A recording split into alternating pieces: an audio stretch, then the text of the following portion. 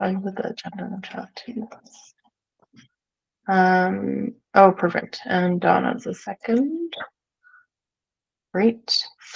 So I see we have Rachel here. So what we'll probably do is we'll jump into the presentation with, am I saying it right, Rachel or Raquel?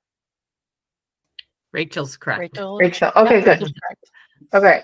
I like said Rachel. I think Judy had said Rachel, and then I looked at the spelling and I was like, oh, I might be off right now. But yeah, we can jump in to start with you if Judy wants to do an intro, and then we can hop into the other stuff after. Sure. Hi, everyone. So I'd like to introduce Rachel Putt. She's from our Affordable Housing and Homelessness team. She has a new title. She'll have to tell us her new title. She's moved into a new position.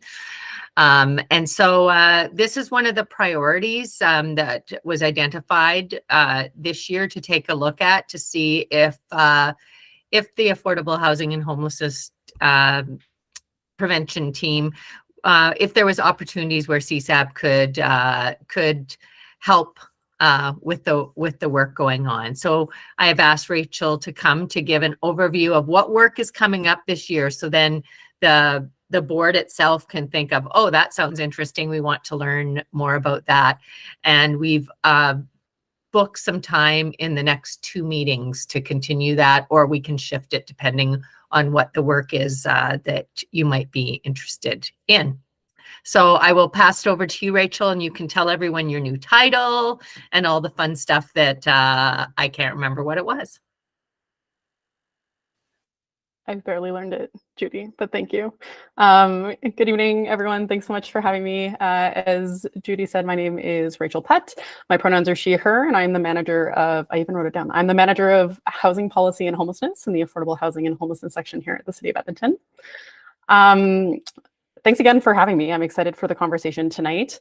My role within the team is to oversee the policy and planning side of our work. So the homelessness prevention unit works with me, which I'm really fortunate to get to learn a little bit more about what they do. And in my previous role, I was the program manager of policy and planning. So that component of our team is responsible for the delivery of cornerstone strategies and documents like the Affordable Housing Strategy and Affordable Housing Needs Assessment. So I'll be speaking to what I know tonight, but also be able to provide you with a bit of an overview on what the project development side of our team has on their agenda for the year as well. Before we get rolling, I do want to acknowledge that I'm grateful to be a guest here tonight in Treaty 6 territory and the traditional Métis homeland. Reconciliation is at the heart of housing work, noting the overrepresentation of Indigenous peoples in Edmonton's houseless population. And this legacy can be directly attributed to the residential school system, 60 Scoop, and other colonial interventions that tore families and culture apart. In that same breath, my team is incredibly fortunate to work with treaty governments and Indigenous leaders from First Nations and organizations to elevate Indigenous-led housing solutions that address the ongoing housing crisis. And so it's that collaborative spirit that I get to present to you tonight. Thanks for having me. I'm going to do my best to flip back and forth between screens. And because I can't see you, I just ask that we have a discussion and questions at the end so that I can be responsive.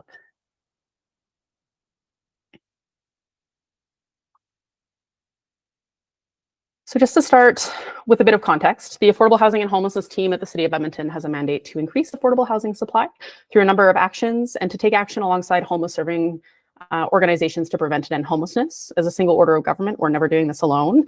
We collaborate with community organizations, the provincial and federal government to develop solutions that seize funding opportunities and seek to maximize city levers and influence. Our goals are enshrined in the city plan, which describes an inclusive and compassionate city where nobody is in core housing need and there is no chronic or episodic homelessness.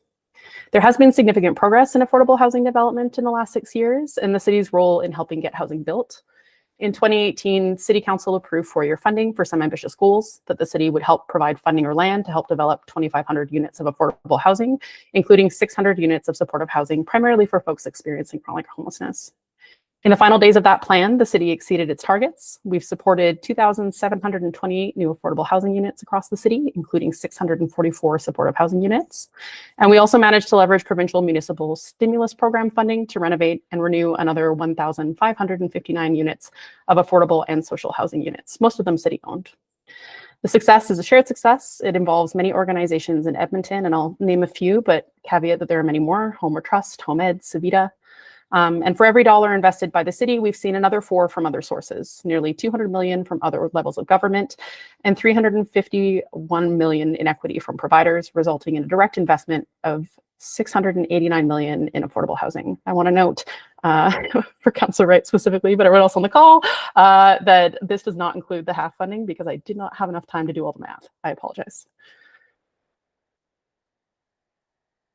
At the same time that the city was ramping up affordable housing development, the city's role in addressing homelessness was changing. This is in part due to the increase of people living unsheltered or in encampments and the COVID-19 pandemic, which necessitated increased involvement from all orders of government in enacting emergency response measures to keep people safe. The image on the slide is pulled from a council report our team brought forward late last spring to highlight some of the expanded services the city was funding in order to address the crisis. Concurrent to the expanded operational response on the slide, Council had also directed administration to take a more proactive approach in addressing some systemic issues in the homeless serving sector of care. Principal examples include the adoption of policy C620, which guides the city's actions in caring for vulnerable people during extreme weather events, and the development of Edmonton's minimum emergency shelter standard. This by no means covers all of the homelessness work, but provides a bit of context to understand our priorities in the year forthcoming. So ultimately, all of these efforts and the work that we do is measured against how the city and partners are moving the needle in an overall reduction in homelessness and housing insecurity by increasing affordable housing supply and the supports and services that people need to get there. In August 2023, our team delivered an updated housing needs assessment, which is a strategic planning tool to understand and contextualize housing need in Edmonton. Some highlights from that report is that 1 in 7 households in Edmonton are living in core housing need, which means that one or more of the following things is true. They pay more than 30% of their pre-tax income on housing, or there aren't enough rooms or space for the household size, or major repairs are needed. And to be in core housing need, there's another qualification, finding a well-maintained home with enough space that would cost no more than 30% of your household income. This number includes homeowners. An example of what this might mean is that an elderly person on a fixed income, possibly living with physical or mental illness or disabilities, they may be unable to keep up the maintenance while also being unable to access equity in the home due to the income constraints and other increasing expenses like medical costs. And in our current situation, certainly inflation is a factor. There are some insights that help us to understand who is more vulnerable. Renters are roughly 4 times more likely than homeowners to be struggling. As a result, the city's analysis and policies tend to place more emphasis on renter households, and typically affordable housing investments are focused on rental units, but not always. The majority of these folks need housing for less than $1,100 per month. Most of them need 1 or 2 bedrooms, and a smaller subset, roughly 22%, can only afford roughly $375 per month using that core housing need measure. Another 20% of households are just below average income, but they can't afford enough bedrooms for the size of their household. The housing needs assessment also identifies priority population groups who are likely to be overrepresented in core housing need. And so I've provided a couple examples of what that looks like on the slide. Single mothers are obviously overrepresented here. Over 1/3 of all renter households have single mothers or single female head of household is the formal data term. 1/5 of racialized renter households are in core housing need. Nearly 1/3 of Indigenous renter households are in core housing need. And 16% of households that include individuals dealing with an addiction or mental health issue are in core housing need. And 1/4 of renter households include individuals with developmental disabilities.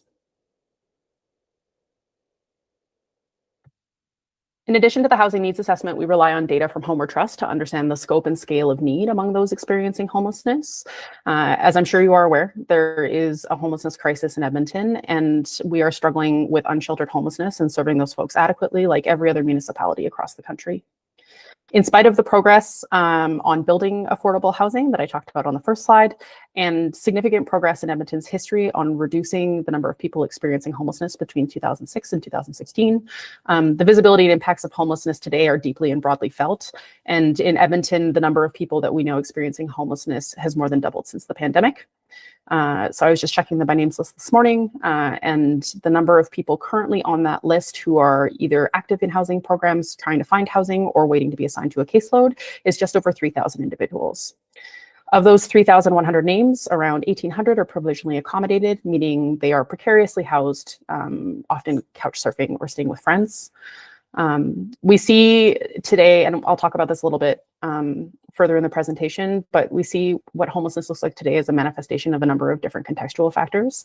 The drug poisoning crisis, it's an increasingly challenging economic time, there are strains on the healthcare system, and a lack of access to mental health and addiction support services. And these things layered together can create circumstances that are incredibly dire for the most vulnerable among us.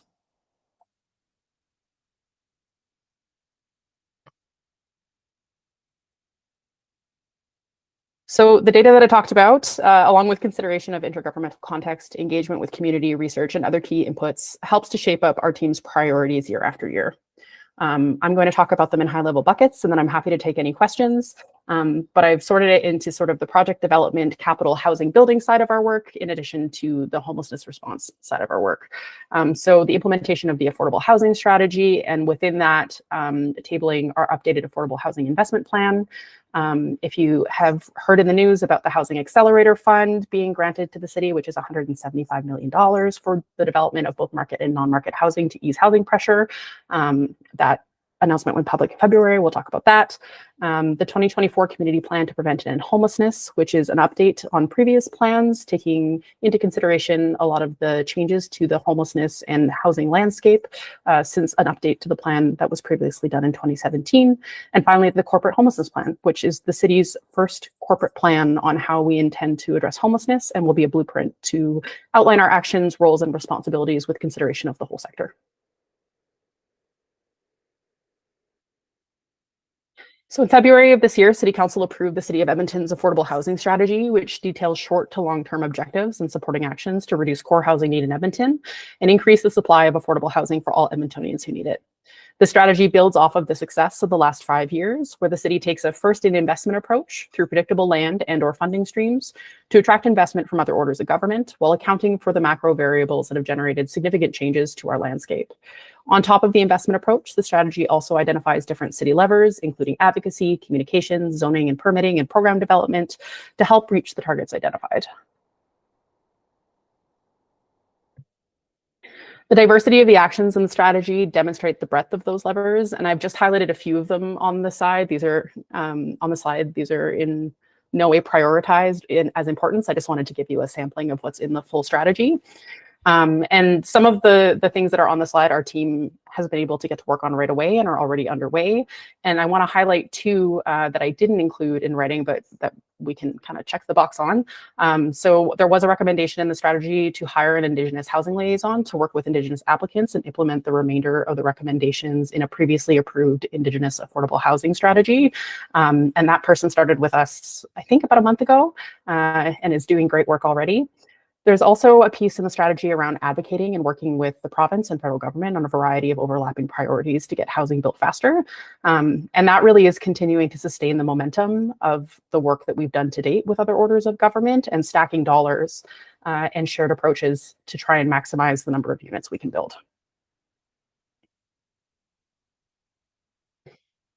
The Affordable Housing Investment Plan is a key lever that's called for within the strategy that demonstrates the City of Edmonton's commitment to reestablishing non-market affordable housing as critical infrastructure in every neighborhood by identifying the budget priorities for city investments. So when approved by council, funding is dispersed primarily through the Affordable Housing Investment Program, which provides limited grant funding to eligible nonprofit and private sector entities to encourage affordable housing development and via land sale agreements.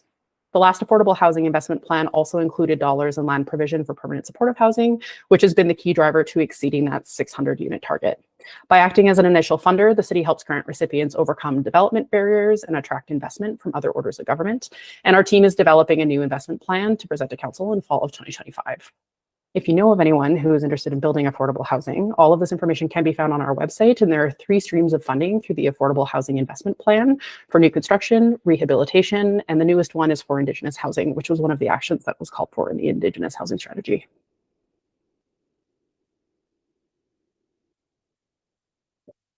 I think it's also important to highlight how the city leveraging investment can result in stacking dollars essentially from other orders of government and working to access equity that nonprofit housing providers may already have. So specifically through the Rapid Housing Initiative, this past summer, CMHC awarded 2 projects funding through, I think it's Rapid Housing Initiative Round 3 for Edmonton. So that's $12.5 million through the city's stream to support Holyrood permanent supportive housing and $2.8 million through the project team stream to support St. Paul's Legacy project. Alberta Social Housing Corporation also provided funding to offset what was given by CMHC and confirmed $4.9 million through the Affordable Housing Partnership Program. On March 2nd, the City of Edmonton was approved for up to $2.3 million in provincial capital grant funding under the Affordable Housing Partnership Program for the Garneau Supportive Housing Development Project in Edmonton for 34 units. And on March 21st, the City of Edmonton further approved an additional $8.2 million in provincial capital grant funding under the Affordable Housing Partnership Program for the Holyrood and Kenora Supportive Housing Development Projects in Edmonton for a total of 126 units. So that stacking approach and being the first in investor has really been the key to our success back in 2018 and still true today. Another significant priority for us this year and through the next 3 years is the Housing Accelerator Fund, or HAF. On March 17th, the Government of Canada announced the launch of the Housing Accelerator Fund. The total program funding was for $4 billion across the country, with the intended outcome to fast track the creation of 100,000 new homes across Canada. CMHC identified Edmonton as an anticipated growth leader under HAF, and with that status, we submitted an action plan to CMHC with 12 initiatives to stimulate new housing growth. On February 21st of this year, the federal government announced that the city was awarded $175 million to implement its Housing Accelerator Fund action plan. What's top of mind for us as we move to implement these actions is ensuring that at every opportunity, we prioritize HAF funding for affordable units. While an overall increase in supply can decrease vacancy rate pressures and provide more options for lower income households who can still afford market rent, market housing simply cannot address the income gaps faced by households living in extreme poverty. And so to fulfill the HAF commitments, the city has stood up an internal housing action team who will steward the 12 initiatives that you can read about on the city's website that I've listed here. And to build more affordable housing, we'll utilize HAF funds to give more resources to builders, provide pre-development funding, and shorten approval timelines to ensure that projects get off the ground quickly. It's a lot of work, but I'm excited for that team and they're excited too. Pivoting to the homelessness side of our work, there are 2 significant projects that we'll be delivering on before the end of the summer. The 2024 Community Plan to Prevent and End Homelessness is a significant update that we've been talking about for well over a year. Community plans are a tool used by municipalities across the country to align efforts to end homelessness, typically stewarded by the designated community entity who leads community-based efforts to end homelessness as a condition of their funding from Reaching Home, Canada's homelessness strategy. In Edmonton, Homer Trust is the CE and designated systems planner organization that aggregates funds from 3 orders of government to coordinate and fund the efforts of organizations that deliver housing programs for people at risk of or experiencing homelessness. Previous community plans in Edmonton, co-created by Homer Trust and the City of Edmonton, have facilitated successful housing outcomes for thousands of Edmontonians.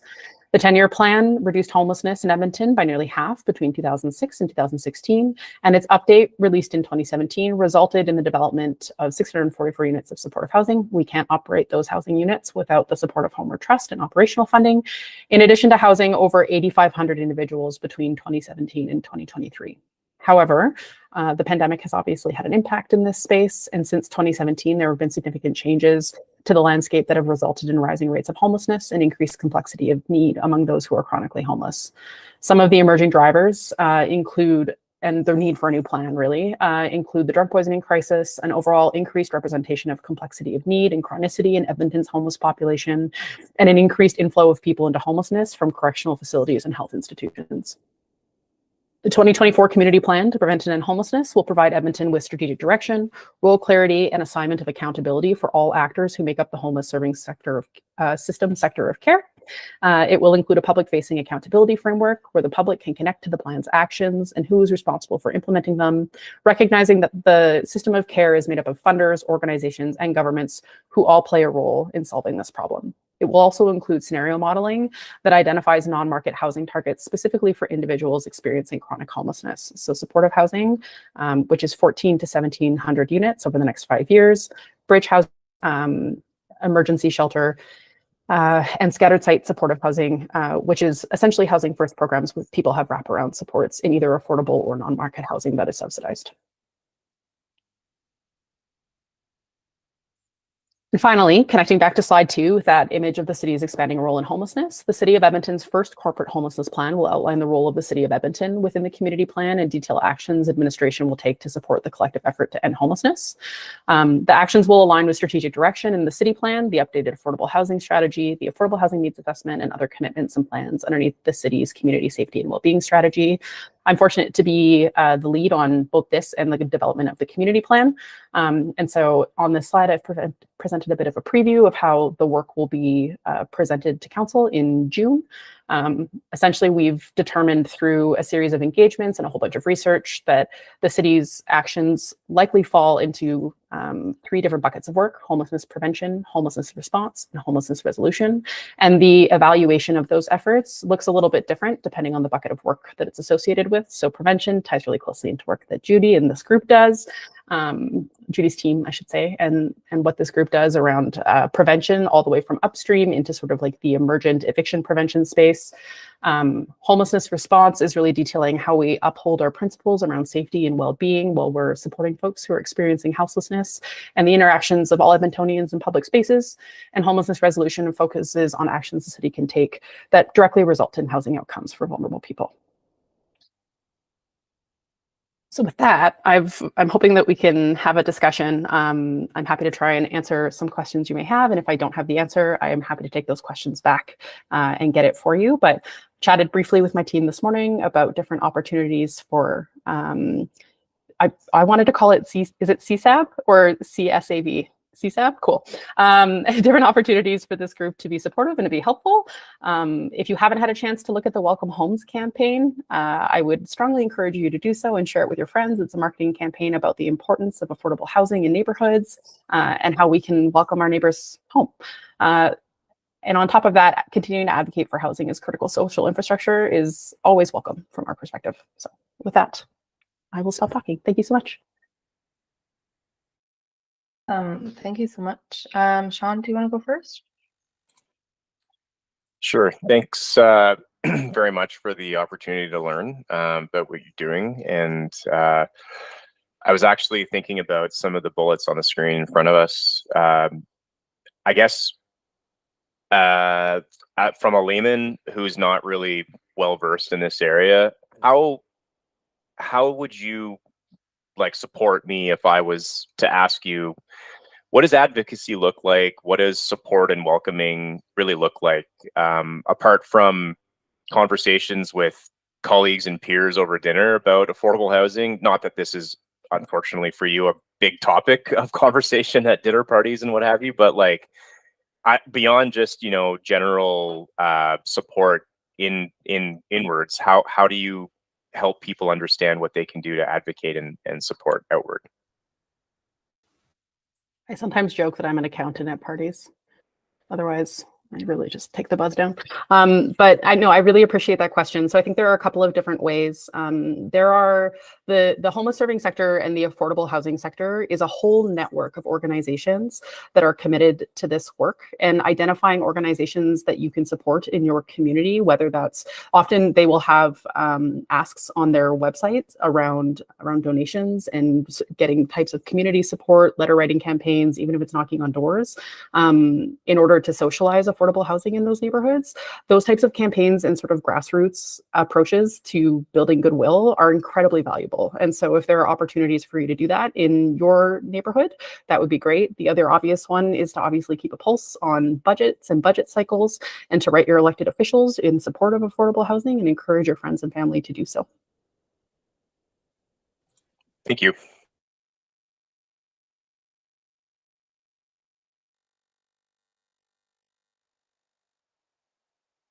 Yeah, go ahead, Shane.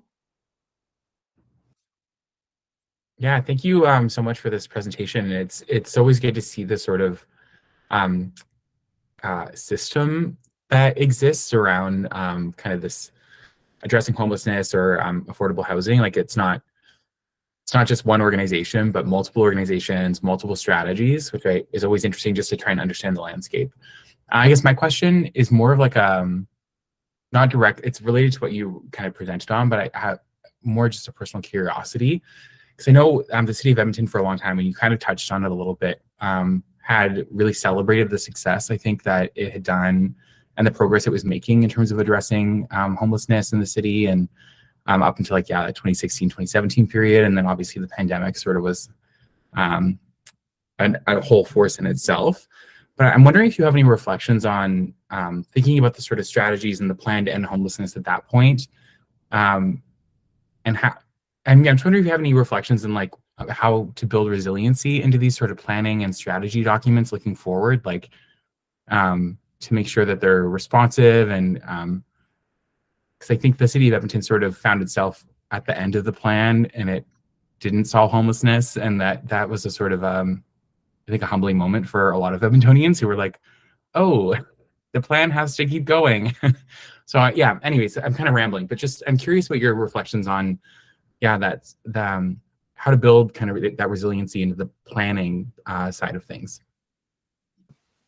I'm like, I have goosebumps because that is everything that we have talked about for the previous year, in the planning of generating a new community plan to prevent and end homelessness. So I think there are a couple of different ways to answer that question. The first is around defining what success looks like. So the 2017 plan evolved to include functional zero as a measurement of success. And what that means is that a community essentially has a functioning and efficient response system for people experiencing homelessness, recognizing that there are so many individual and unique circumstances that can cause a person to fall into homelessness, that it's unrealistic for us to assume that that will never happen again to someone. And so it is in our best interest as a community to ensure that the system of care is effective and responsive in making sure homelessness is rare, brief, and non-recurring. So it's not that we'll never need emergency shelters again, but that emergency shelters are one key element of a system of care that flows people through back into permanent housing. And if there isn't permanent housing available for them, that is the focus, that we continue to focus on building up that availability. And I think what you see in the landscape right now is that the flow through is really challenging because the lack of supportive housing that is available for folks who are chronically homeless, who have complex needs and comorbidities, find themselves being cared for in programs that perhaps are not necessarily appropriate for the level of need they have. And so they're not successful in those housing programs. We often get into conversations with council and in the public about recidivism through Housing First. And I don't love that word, but essentially it's the system doing the best that it can with what it has. And so the new community plan, when it goes forward, will include the live scenario modeling and a bit of like a data hub that can help us to gauge better where we're at and what we need in order to have that functioning system. I hope that answered your question. Yes, thank you. That was great.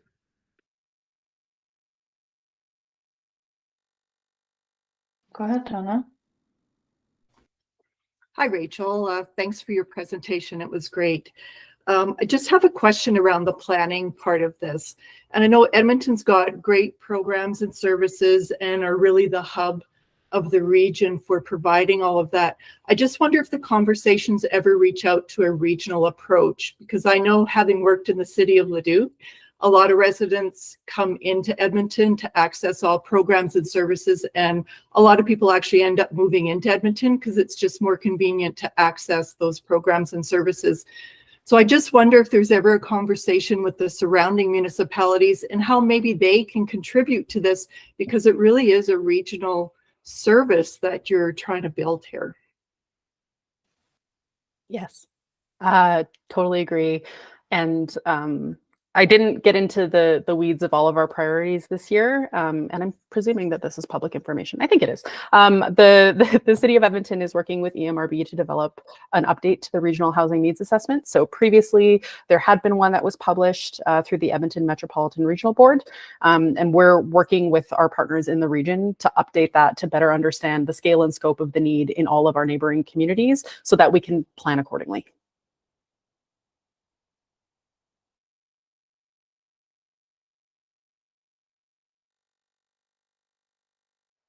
Awesome. Any other questions for the group at all, or areas that we see where we could help support in specifically? Yeah, go ahead, Joanne. Or Rachel, should I save my questions for June? I mean, as long as no one's holding me to account here, I think it's fine. you know, with, I guess, with the recent media attention as far as day shelter space, what's Homeward Trust? And because I did hear Minister Nixon say something that they fund Homeward Trust, who is then supposed to be responsible for the day shelters.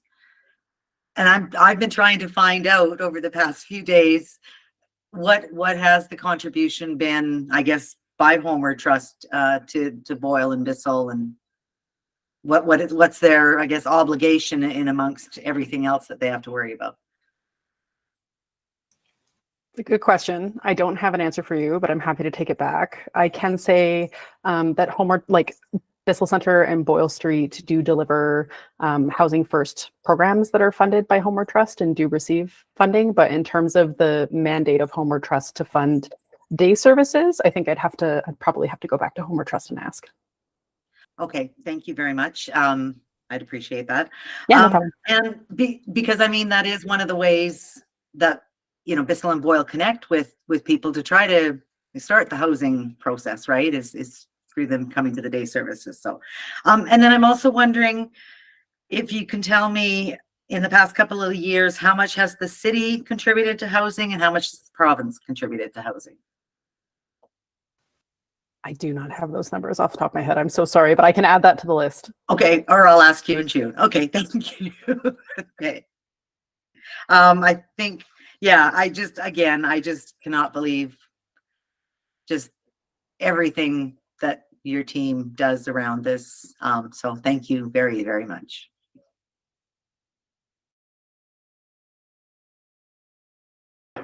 Yeah, you're up, Judy.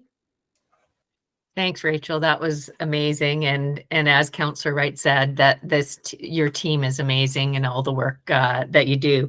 What I'm wondering is, because I know this presentation resonated with this group, I'm pretty sure.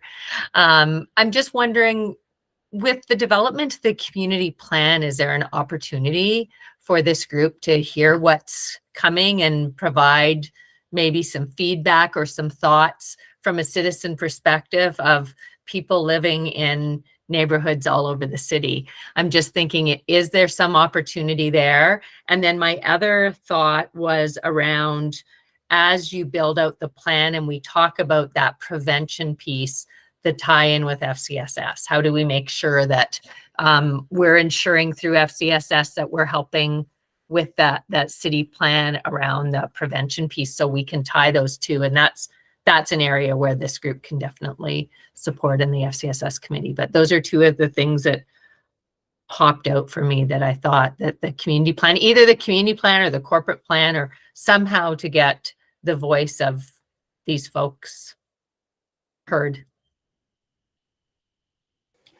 So the community plan, there aren't any further engagement opportunities beyond the touch point at committee. But that being said, the draft council report is it's in our internal circulation process right now. And so as soon as it goes public, I can make that available to this group. And if you decide that you want to speak to it at committee, can provide you with the steps to do that and provide your input directly to council. On the homelessness prevention piece, I think that that's a really good flag, Judy. So we've done some significant work with a research firm around identifying what the city's role in prevention should be, taking into account the work of sort of the sector in this space, and recognize that with tenant support services, which is a group of staff that primarily respond to calls from tenants who are facing housing insecurity or landlord issues, that there's an opportunity to really define their role as an eviction prevention service, and to tie that service to the work of the sector more broadly. If you've heard of Rent Smart, you've got some awareness of sort of programs in community that are being delivered to help renters understand their rights and responsibilities a bit better. I think we rebranded it, and I'm blanking on the name because Rent Smart as a program went to, do you remember, Judy, what it's called? No, because we did a funding agreement and it was still called Rent Smart then. So FCSS has supported that. So that's good to know. Yeah. And the tenant Oh, support tenant services. empowerment. So yeah, it's Tenant- called, they're tenant empowerment courses now. I think we rebranded them because the curriculum was already available to us. Right. And so those tenant support folks are now like out in community helping to deliver that programming alongside Bissell Center and Boyle Street and starting to integrate in with some community efforts around eviction prevention. So really the prevention part of this portfolio is exciting because we can start to actually measure decreased inflow into homelessness over time by corresponding it with the number of evictions that can be prevented through tenant supports in this new prevention portfolio that will come forward with the corporate plan.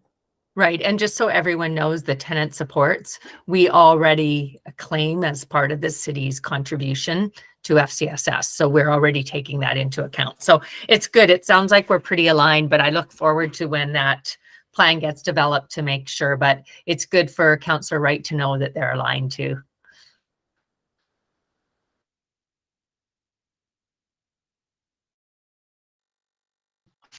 Well, yeah, if there's no more questions, we can chat as a group after, and then we can keep you posted, Rachel, to see if there's any other connection pieces that the group might see. But yeah, well, it is one of our, like, affordable housing and homelessness is one of our priorities that we kind of section off for the year. So 3 major priorities. So we'll just work with you through, Judy, of how we slot that in for the year based off those pieces coming up. But yeah, excited to continue working with you. Thank you so much. I look Yes. forward to it. Yeah, as soon as we can get a hold of that report, Rachel, that'd be good. Can do. My email is on the invite. If anyone has follow-up questions, feel free to chat me. I'm happy to help. Have a good evening. Awesome. How did everyone think that went? Was that helpful to sort of get an overview, sort of next step pieces? You can maybe take a think and see if there's a specific one we can dive into, but any feedback before we keep moving through the agenda?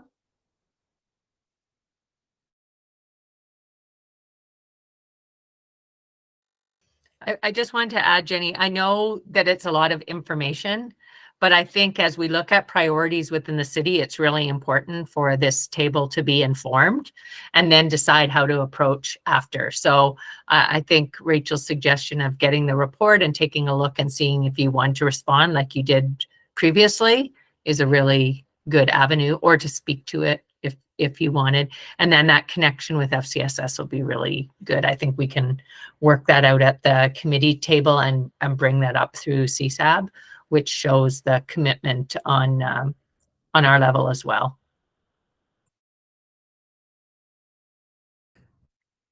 Go ahead, Shane. I also think it's good context as we consider different topics over the course of our time on this group, to just have that background. Because I think about the work that Betty and I were doing when we were trying to write that letter on the public spaces bylaw piece, and it was good just to like have a knowledge in our back pocket. And there was comments from Donna and a few other folks as well around kind of tie-ins to other strategies that the city's working on. So I think it is a lot of information, but I think it is good reference for us to have as a board. Thanks, Shane. Okay, we'll keep moving then, if I don't hear anything else. Maybe we'll go to the councillors update. Joanna, if you want to give a bit of an update or anything to share on your end. Sure. Well, I'm sure you've all heard the strike has been averted by CSU 52. We'll hear tomorrow afternoon, I guess, from EPL. Fingers crossed that they have taken the same stance as the rest of the membership. So, and then at council on next Wednesday, Thursday, then we will have to ratify that vote as well and approve it. So stay tuned for that. Let's see what else. As far as like council reports and that coming forward, this report here that Rachel went over is coming June 17 to Community and Public Services. So hopefully we'll get it more in advance than just 10 days, but you never know. So just so you can plan on that. Some other reports that are coming to community and public services that you might be interested in on April 8th. So there's a social services agency for houseless persons. And that was a report moved by Councillor Cartmell. So that might help, provide some information for you as far as, Bissell and Boyle, what they do to help houseless persons, what responsibility Homeward Trust has to that. Then on April 29th, again, coming to Community and Public Services is the Enhanced Encampment Response Plan, and that's an update on it. So I know there was a lot of concern back in December, January about what was happening with the encampments. So hopefully we'll have an update, and that was based on, I think, Councillor Salvador's motion to update that plan. Also, Community and Public Services, again, related to the housing and houselessness. May 21st is the mortality rates in Edmonton's homeless population, as well as an updated community plan to end homelessness. And that is actually going to be done by or delivered by Homeward Trust, that presentation. And then June 17th is the corporate homelessness plan that we've got a sneak preview of. With Urban Planning Committee, I think the only one that might relate to this group is on June 18th. So it's the substantial completion standard. And that's for those that are maybe interested in like community services, amenities, facilities. And I think that's part of the mandate of CSAB too, isn't it? Sort of what's available for Edmontonians. And so I guess part of that is that we're going to substantially complete existing or mature neighborhoods before we do any more urban sprawl building and development. Let's see, Executive Committee on June 19th. I had to pick something from Executive Committee because that's the one I'm on, is the multi-year transit funding plan. So that, I mean, that does impact our community if we, have to do any increases to pay for new buses and cars for the LRT. The Audit Committee in also April 15th is coming forward with their audit of the equitable recreational programming. So that's something to look out for as well. And then on, oh, I know you guys are going to love this. April 23rd and 24th is when we'll be doing our spring supplemental operating budget adjustment. So to make any adjustments like how we're going to pay for those increases for CSU 52. And then on April 30th, we'll do the final property tax bylaw and get that approved. Community and Public Services will also be doing interviews for this board on April 17th. 17th, or they've got 2 days scheduled. Jenny, have you heard when you are, the 17th or 19th? Okay. Nope. So it'll be one of those 2 days. And, oh, actually, you won't be there to do it. We'll just be doing the interviews based on your recommendations. Okay. And then council will also approve the work plan, which I think is up next on the agenda. So thank you for coming to council and providing all the good updates on everything that CSAB has been doing. Appreciate that. And yeah, I think that's about it for my update. Any questions?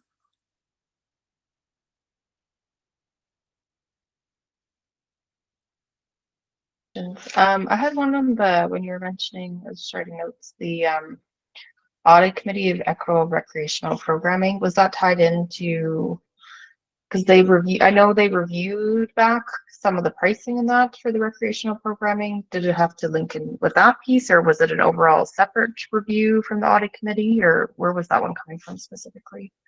Well, it was coming at council's request to have the audit done, just to make sure that, things like the leisure access pass and that, I guess if we need to change the tiers or something, like, is it still accessible for all, or do we have to, change up things like that? Okay, so specifically more about the leisure access pass, sort of. Well, and just all fees. Yeah. Okay. Okay, yeah, because that might be a bit, yeah, that'll be a good one to maybe flag and see. We'll see what's in the report piece. But yeah, that might be interesting to see. Okay, awesome. Well, if we don't have any questions, we will keep moving along then. So maybe we'll go to Luke next for our FCSS committee update. I'm just probably going to leave about 6:30. I have to go to an iftar before sundown, so I'll hang around for a little bit more. Thanks. Okay, thank you. Thanks, Jenny. Yeah, so update on the FCSS. We've been continuing to receive community presentations and new sites visits, as has been kind of the case the last couple of months. We are going to be canceling next month's meeting to give members an opportunity to have a bit more time to do more site visits with the partners and to give us an opportunity to kind of plan out an updated work plan for the next year. So the next meeting will be in May, and that'll be also the first meeting that new members will be able to attend. So we'll do a bit of an orientation, and that will occur in person as well. So that's the update on the FCSS. Looking forward to a few really interesting discussion topics that have been brought up that will be brought into the work plan that members will see sometime in the next couple of months. So.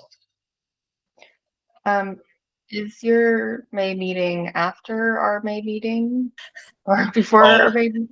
That's why I put my hand up. Okay. That's why I put my hand up, that probably the new members might not be till June or maybe even the fall. That's right. I forgot. Yeah, it has to go right.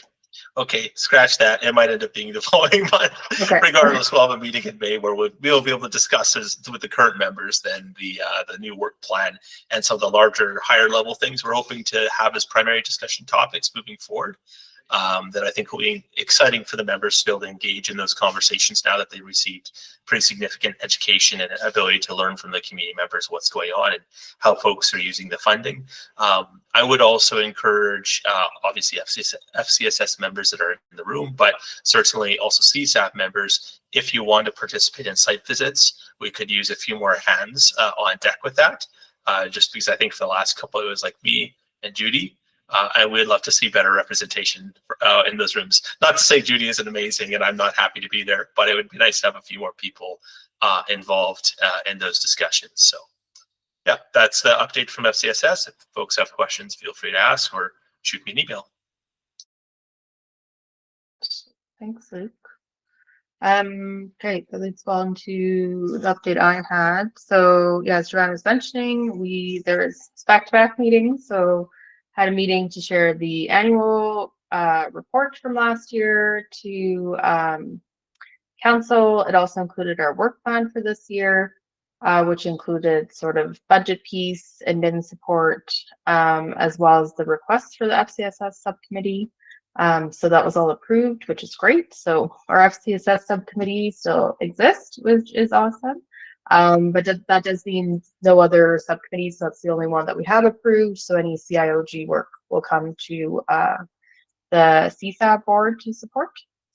So yeah, that went well. There's a few questions, but no major ones that we heard overall. So they're quite supportive. I know Councillor Paquette mentioned support, but we're trying to figure out what meeting he came to in the past, Joanne. Of like, he came to some meeting in the past, but we're not sure which one. But we're very thankful that he is very supportive of us. We're just not sure what meeting he's referring to in the past. So that was great. Was he council advisor before? No? No, okay, yeah. I have no idea then. Okay. Okay, yeah, I think he mentioned it last year too, and then when he mentioned it again this year, I'm like, I don't know if we know when that meeting was, but maybe he did a site visit, maybe he saw some of the work, so that's great to hear that feedback though. But yes, our work plan's approved. We did keep it quite general though with the priority pieces, so we have sort of priority one focused on first, but I think we'll have to chat Judy and see, yeah, depending on today, or can we move around some of the priorities? So it might not be in the perfect order of working on priority to priority, but we'll stick to those 3 for the year. We also committed in the work plan to do some different learning opportunity events.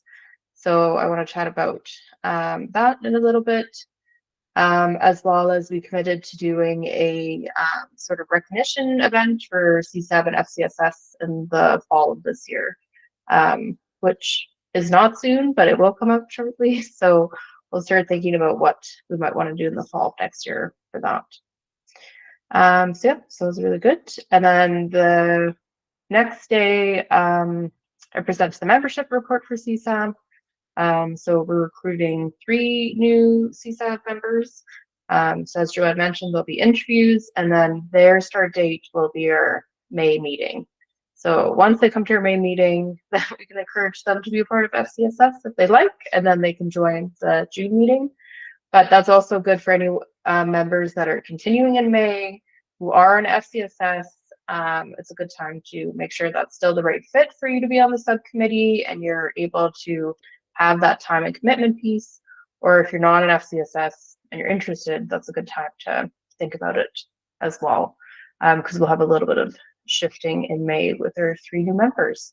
But yeah, excited to see that. So the two big pieces we wanted to go over. So April, we'll figure out what to do for the April meeting with some presentations. But the May meeting we'll have new members, so we'll do a bit of an orientation piece we wanted to chat about, but also it's our first sort of learning opportunity. So I wanted to see if there's any ideas of what you would like to do for a learning opportunity. Last year, we had the practice of ceremony with Elder Tom Snow through one of our FCSS partners. And we had that on site at the Edmonton Tower.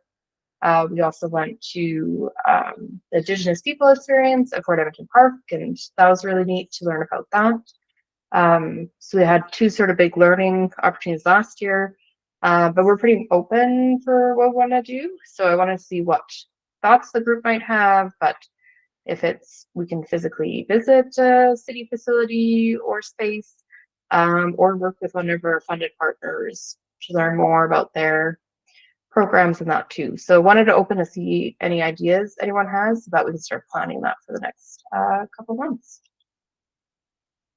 So thoughts, open to anything you might like to see.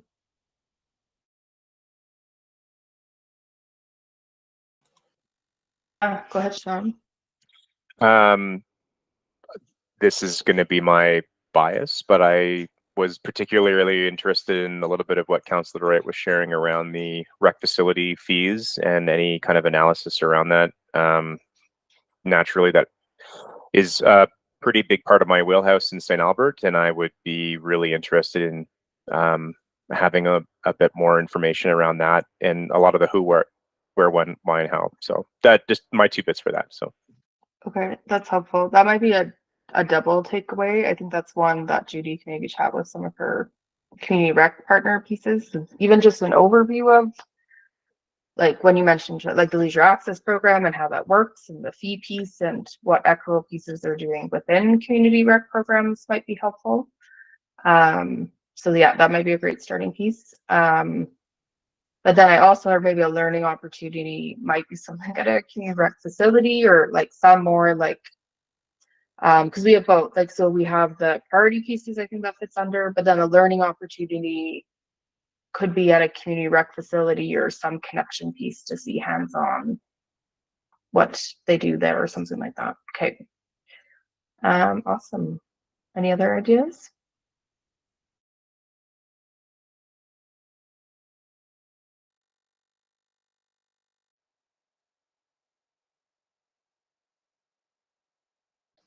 I can And also Sean, I'm check just going to with search my email. Oops, sorry, to see if I can find some more information for you too on that. I was just going to say that I could check with practice of ceremony to see what other learnings they have, because we just did the one around land acknowledgements, but they probably have lots of different ones if people were interested in that.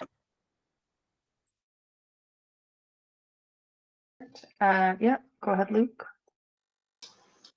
I'll send this offline, Jenny, because I don't have it all on top of my head. But when I did a site visit with Bissell, one of the reps from there. There's a series of programs that provided different trainings, and we discussed it. They said they would send me an email with the resources, and it sounded interesting at the time. So I'll pass that along because I was going to look at it for learning sessions for FCSS. But I'll send it to you. Maybe there's something in there. We might be able to combine them. It's about learning about people on the margins and how to deal with certain situations. I think getting a deeper understanding.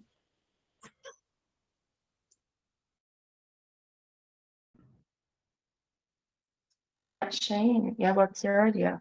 Yeah, Judy, similar to what Judy sort of mentioned about maybe other Indigenous teachings or learnings, one project I was interested in, and I wish I had learned more about when I was working for Strathcona County, was the work around the reconciliation work around the Edmonton Strathcona footbridge project. And I think there was a lot of work that was done on the ground to work with Indigenous communities to understand like ceremony and kind of like gathering practices and stuff like that. So I wonder if there's any sort of like learnings, maybe not necessarily tied to that project specifically, but you know, if there's anything related to that. I don't know how to better describe it. So would it be, are you thinking about like how consultation takes place, like Indigenous consultation around projects like that? Yeah. What the And protocols are? Yeah, and I think that like my recollection of that project is they'd done a very intentional they did a good job. It was very intentional about working and consulting with, but actually like being on the ground with, like the city was on the ground with Indigenous people to like kind of go with them on the journey to understand like how the land was used and kind of gather in the city for the city, like understand the kind of use of the land from an Indigenous perspective, which I thought was really fascinating. Yeah, one of our staff has been on site. Well, she's the director of IRO now, but she was on site in the River Valley when they were doing the bridge, and she would be there when they discovered anything to make sure it was treated the way that it was supposed to. So yeah, I can talk to her about doing some kind of presentation like that. That sounds cool. That's a great idea. Well, you can take a think too and let us know. We'll just have to start planning it shortly. So yeah, if there's an area of interest or something you'd like to learn about or connect, the city also has many different city facilities in that too. Like we went to the U-Chart. We almost went to the zoo when we almost did an event. So we can also go to a different location to see the facility and have whatever learning opportunity there as well. So if there's a specific community services facility, I'll take a think as well. Might be of interest as well, just to see and experience and have a better understanding. Okay. Oh, nice. Thanks for sharing the additional info. And then the other piece I had on here, so we're thinking ahead for May. So we will have, we'll have 3 new board members, but we wanted to review, because I know we had a few new board members last year. There's a link in the agenda to the board orientation package piece, but we wanted to hear a bit of experience from our recent, I guess not recent, like a year ago board members, of thinking back to orientating and coming into CSAB board. Like, what would you have liked to see? Because we provided some information. We did a bit of a presentation about CSAB and what is CSAB, FCSF, CIOG, and then we're kind of thrown into it beyond that piece. But we want to see if there's any feedback or ideas to make a smoother process for our new members starting in May, or even our board members that have been around longer for a year, if there's something that you would like to see in the orientation piece to share.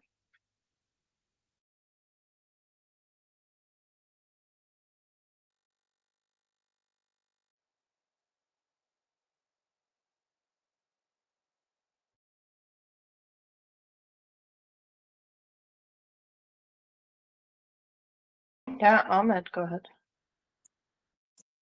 Yeah, I mean, I think for me, like just what have been like the activities in the previous year, and like what I guess is like been at the forefront for the board in the previous year or two. And so I think for new board members coming in, I mean, it would be great to get them up to speed with some of the activities that we've been a part of for the last few months, and just I mean, get them thinking about what we're thinking, I guess.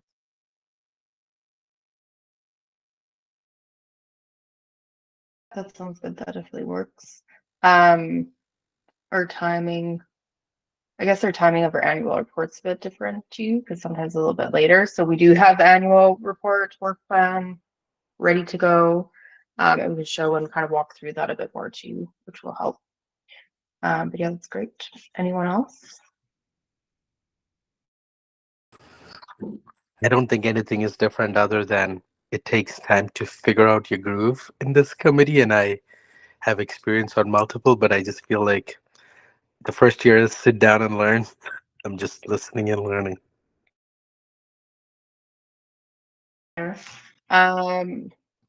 What about when you were just chatting about that? What about if we matched one of like each, because we only have three, like our three new board members with someone who's been on the committee. So they come to the meeting in May, meet everyone, but then maybe they have sort of a match that they set up another meeting with or connect with on that end to learn a bit more and sort of answer their questions. Because I know it takes like we have monthly meetings, so they won't meet again until June. So kind of like a mini mentorship piece. Would that be of interest or on the board? Jenny, it's a great idea to put some mentorship, but I think some of it to me was just a matter of time. Like for me, I think it took me time to figure out, because people who are not within the city of Edmonton employer circle, like if you don't work for the city, like some of these things which are very city based that was my experience. And again, it might be different for different people, but surely the mentor idea is great.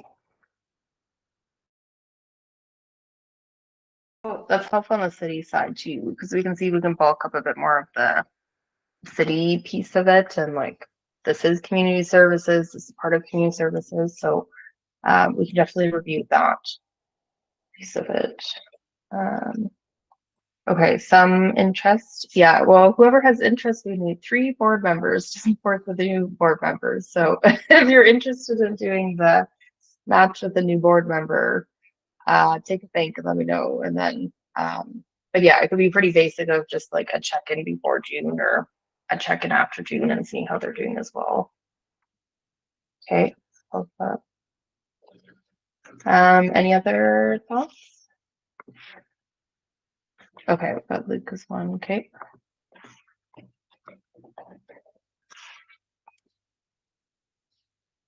None right now. Okay, we'll take a think. Let us know. Okay, and Shane, great. Oh, we only have one more. Let's see who it will be. Okay, that's awesome. That'll be helpful because we'll see based on the new members, like they all have really great experience, but depending on who they are, they might even like it depends on their backgrounds, and we'll see. So then we can kind of match the 3 to the other 3 of interest. So okay, that's great. If you have any ideas, think about it because we would like to get that ready for May. For the April meeting, we'll figure out who will be speaking on the community services side. Edmonton Elections also reached out. They're working on their, they're doing some public engagement around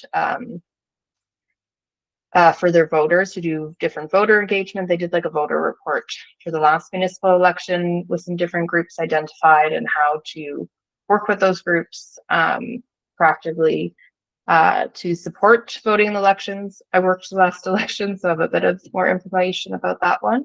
But they reached out because they're working on a sort of new voter engagement report and want to get some feedback on that so we can see if they can present.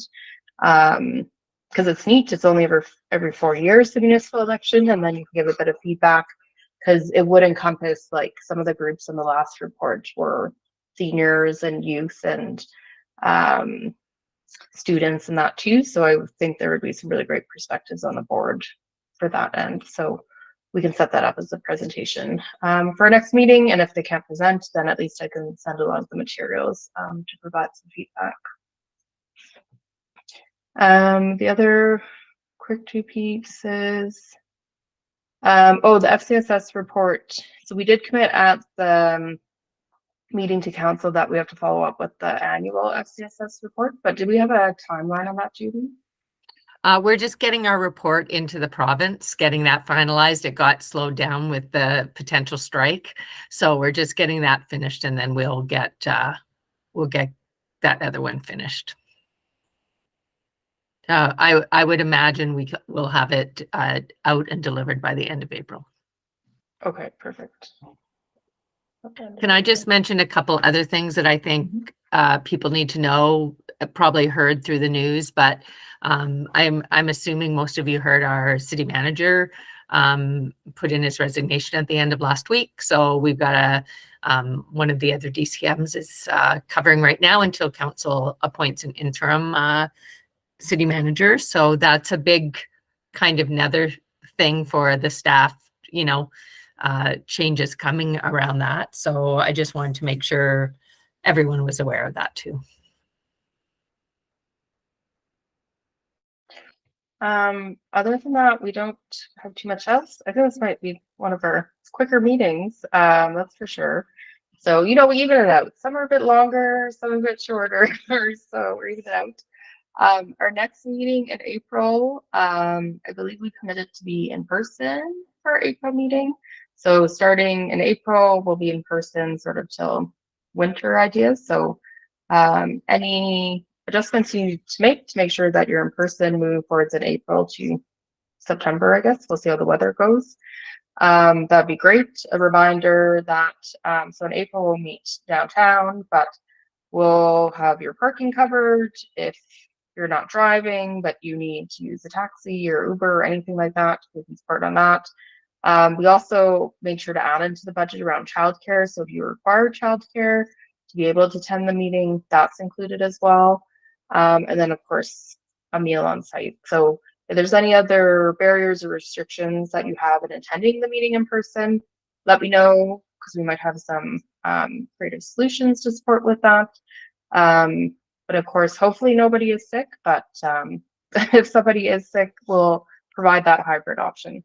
Oh, the library. Could we look at the library for this meeting, Judy, coming up in April? Yeah, we could, I'll get Brent to look into the library to see if there's room, and then we can park there. And I will be looking at different parking options in the area. We're kind of restricted. They like us to use city parking, but the library parkade is one of those places. And then we can, as a group, go, but I don't know if City Hall's quicker. It's harder. It's kind of a maze sometimes. So we'll take a look at that too. But I park at the library, so it's kind of nice that we can all walk back together. Yep, perfect. Yeah, it'd be nice to meet at the library too. They have some really nice room venues in there. Okay, awesome. Well, thanks everyone. Yeah, if you think of anything before the next meeting or a topic that interests you or one of the learning opportunity pieces, feel free to reach out so then we can start working and planning on that before our next meeting. So don't hesitate if you have an idea. But otherwise, we will see you in April. And hopefully it'll be wonderful spring with green grass by then. Who knows? Okay, have a good night. Thanks, everyone. Good night. Have a good night. Jenny, can you stay on for a moment?